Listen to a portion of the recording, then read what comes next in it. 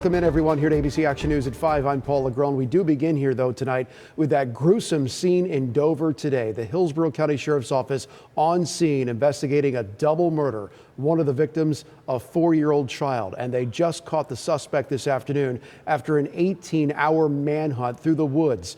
And we just received the body cam video of how canines were able to track down the accused killer, who the sheriff says murdered his girlfriend and her daughter. Our Jada Williams standing by live today, where deputies just captured that man in a heavily wooded area. Jada, this was not easy. It was not easy at all. It took a lot of manpower, and that also included help from infrared, helicopters, and of course, canines. Now, this was especially important because, again, it was in a very heavily wooded area. Now, just this way, you can see kind of the beginnings of it. We're here in the Plant City area. This is a farm. The woods where he was caught is just behind me. Now, for many of us, just across from where he was caught, we know that site. It's I-4, and on the other side of that scene, that's Dinosaur World. So this is very close to I-4 and a place that we've seen if we've traveled on it before, and that manpower really made it so much easier to be able to capture him. All night long, 18 hours.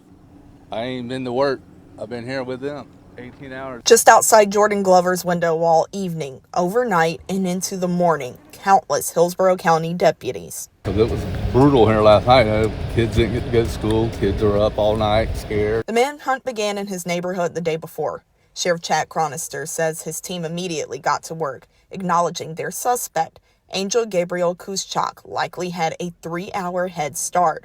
Cuz-Choc is accused of brutally stabbing and killing a woman he was romantically involved with, as well as her 5-year-old daughter. Overnight, deputies, detectives, our canine units, and our aviators in the sky never gave up.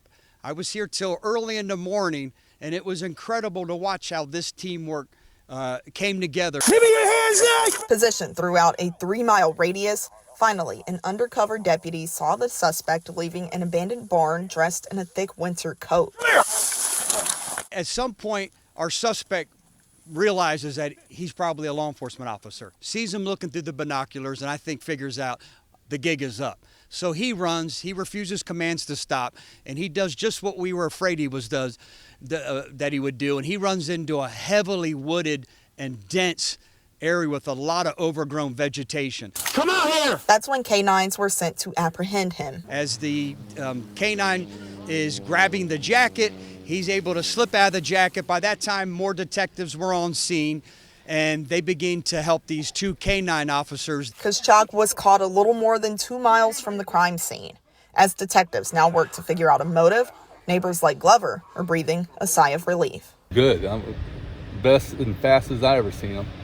And to catch him as fast as they did.